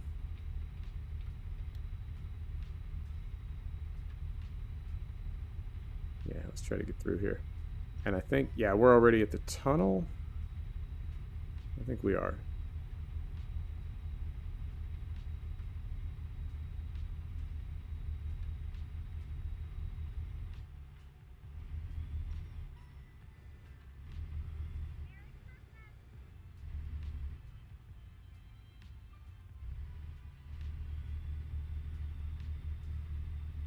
Interesting. Yeah, they just don't want to, right? That was the same thing. They just don't want to go around it. Huh. Now, in fairness, we are running a mod that affects physics a little bit, so I don't know if having Frosty running is making things even worse, but it seems to be a problem that kind of exists regardless. I'll take a look on Reddit. Reddit knows everything.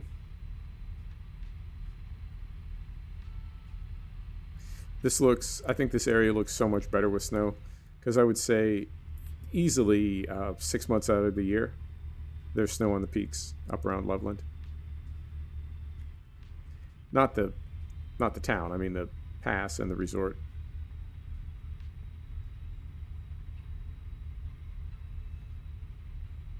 Yeah, this looks a lot more accurate and appropriate.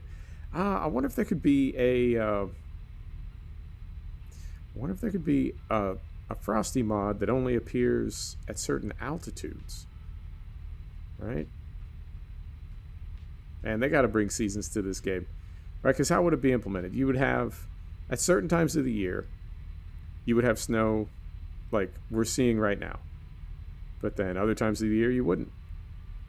I don't know how the game would determine like what season it was. But I think this looks so much better. It's nice to see it all green, but I think this looks great. All right, there you go. There's the Eisenhower Tunnel.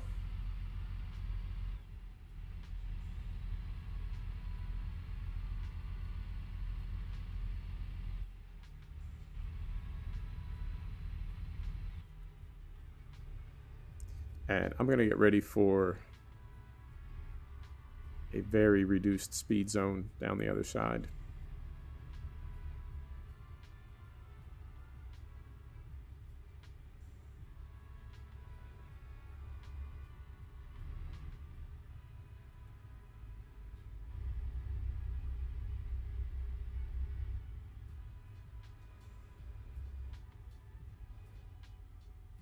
See if it's 35 down into Denver as well.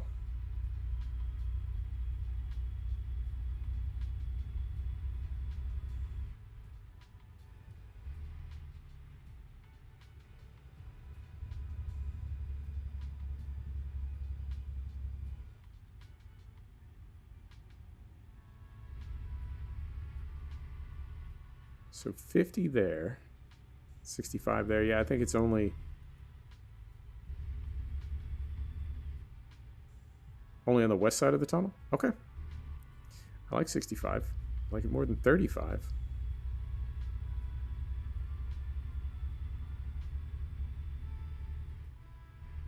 Man, there's such a difference in performance in this Colorado DLC. I do like SCS, big fan, but I think they sort of dropped the ball on this. I know COVID, I know it's been crazy, but I expect more from them. I really do. Here we go. Truck's 45. Let's get this slowed down. Yep. Had a feeling.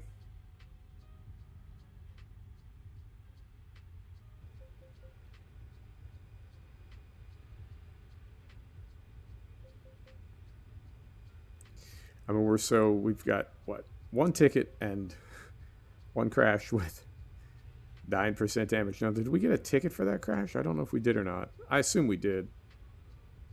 But we definitely got the damage. So we'll try to keep our speed correct, but I'm not terribly worried about getting another ticket on top of those other two. Not with all the money we got.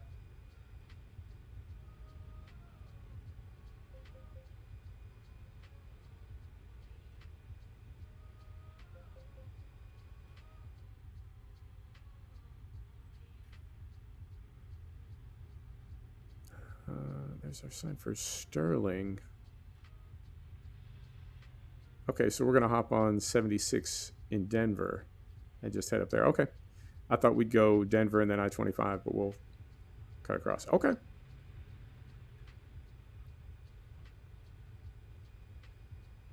Keep left. We're back up to 65.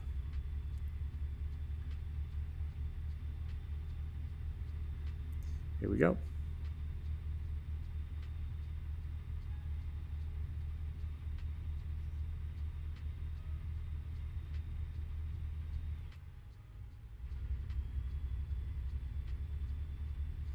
As long as the cargo didn't take any damage and we're not late, I think we'll make like 50 or 60 grand for this job.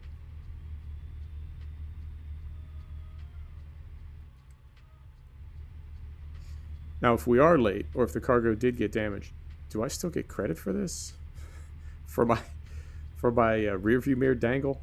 Oh, we're not getting a rear view mirror dangle. We're getting a paint job. We're getting a skin.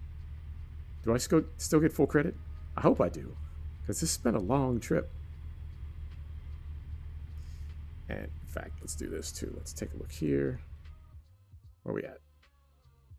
Oh, not far at all. Not far at all. Okay, we'll be there. 123 miles.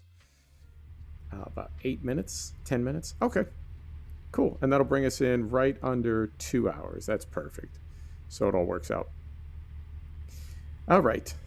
So, all right, and here we go. Here's the traffic. So that's my my agenda for the evening is to uninstall Synapse and to figure out what's going on with the AI, if there's anything going on with it at all. But we'll track it down. So we lock that in at 65. Slide over here. Beautiful.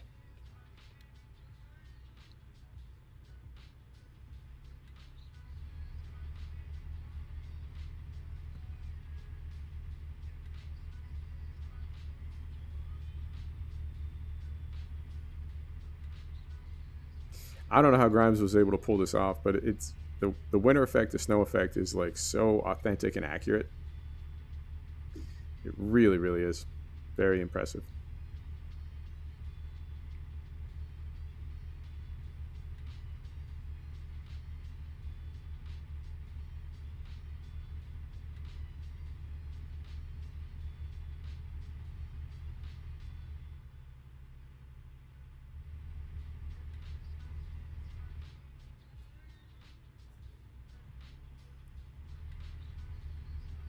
All right, so farm tomorrow. Western Shore V2 tomorrow.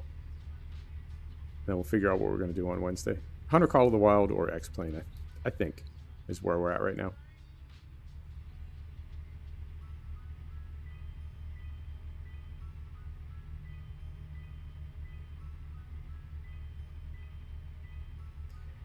As the years go by, I don't know if they're going to continue to add some of these towns in,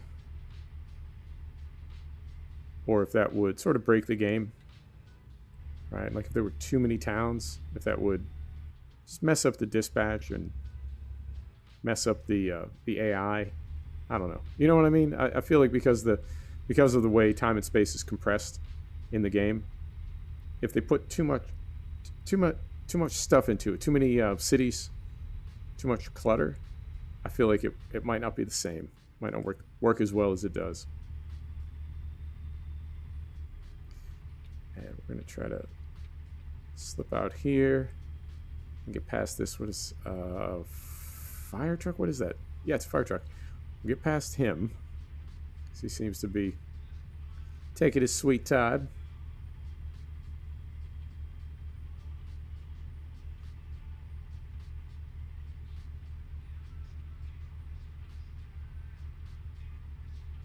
We'll start looking for our signs for Sterling.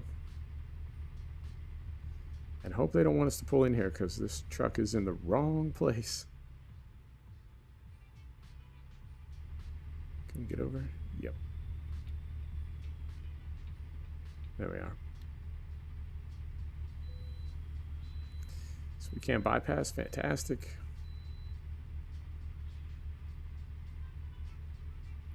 We may be late. We slept twice. I have a feeling we're going to be late. Maybe not, though, because 1,300 miles, that's a long trip to make.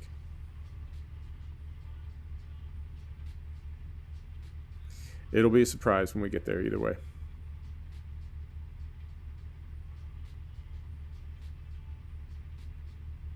Thought about going around the bus.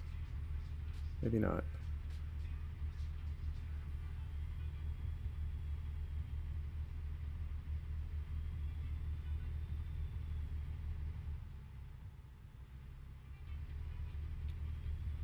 Here we go.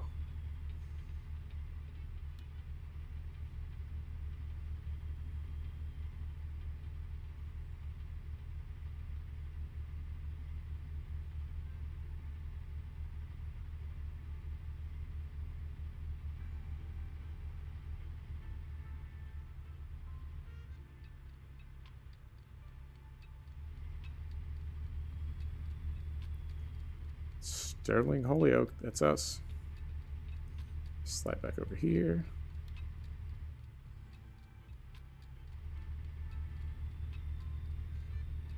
And I don't know if we're going right into town. Keep right, and then exit right. It seems we are. Okay.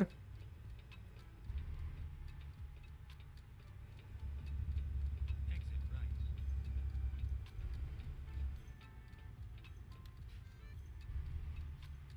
Get ready to turn left.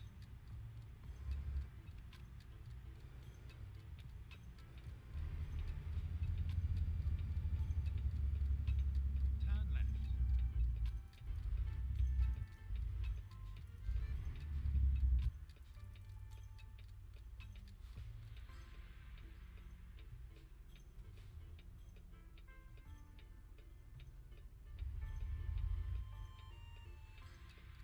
So if we stay in this lane, I think we're going to be okay.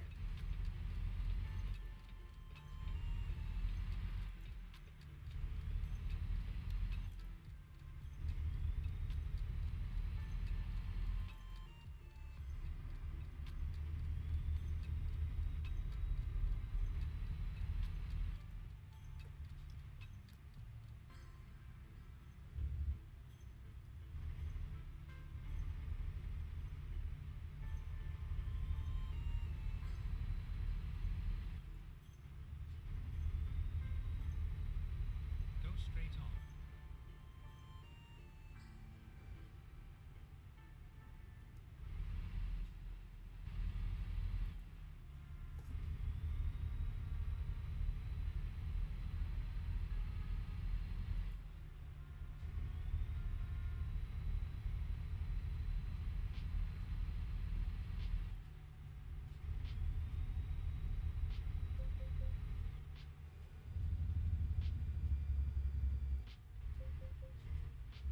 Okay, so this is Sterling. I don't know if we're dropping off right in town. Uh, Maybe. I see some lefts and rights up there.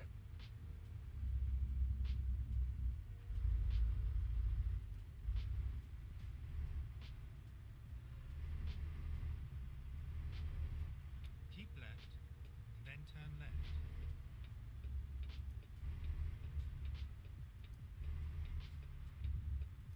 Turn left.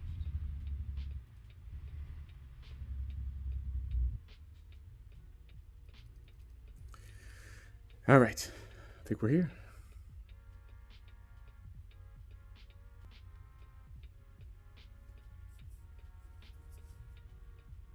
Yep, I can see the circle on the map. Looks like it's right up the road.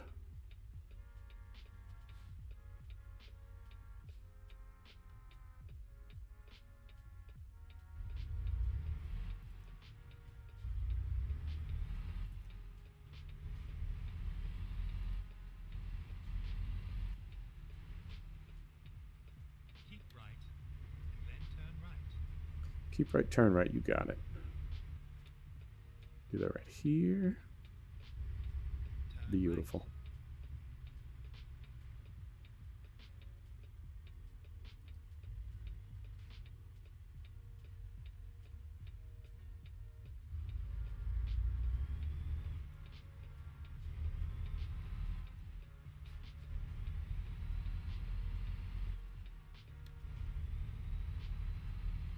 Now, how do we get there?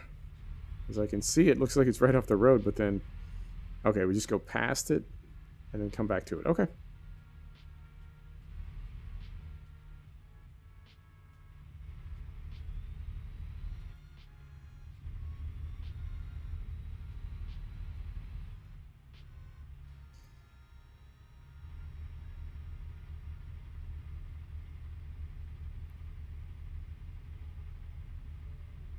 Going to the Walbert. Then turn right.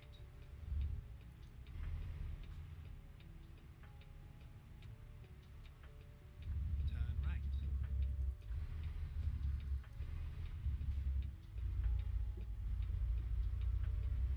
I did cut that off a little bit. I have to say, I was worried there was going to be some traffic coming. But, what an eventful trip.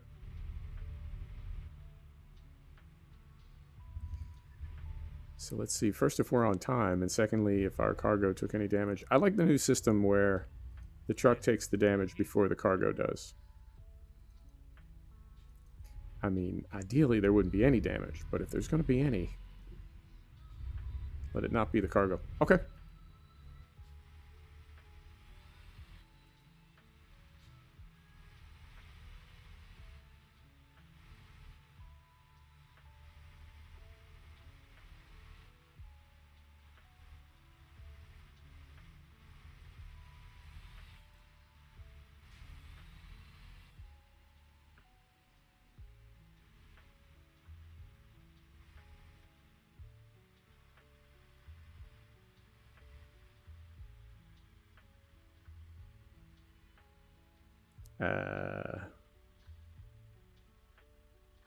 What? Oh, there it is. I can barely see it with the Frosty. All right. That's not going to work. Let's get this backed up. And how do we want to do this? I think if we flip it that way, yeah, let's go back here.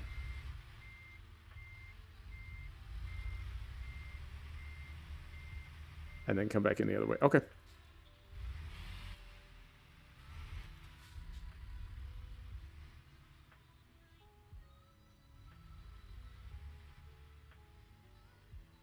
Can we...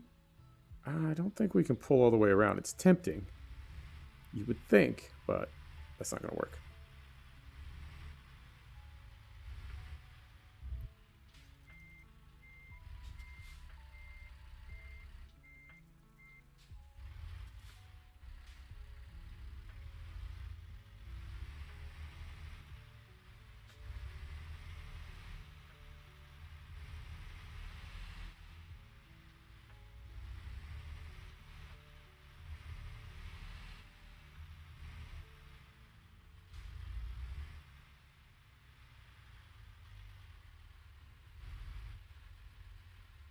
About right.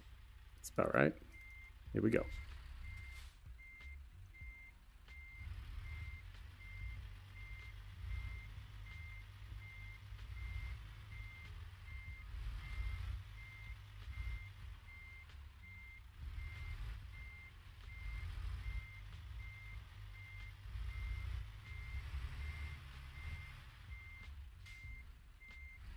Straighten this out a little bit.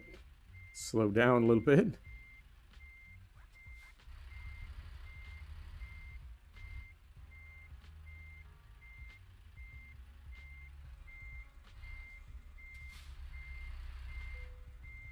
There we are. Finally. All right. Lights off. Engine is off. Neutral. Set the brake. Let's see how we did. I'm curious if we're on time. I really, really am.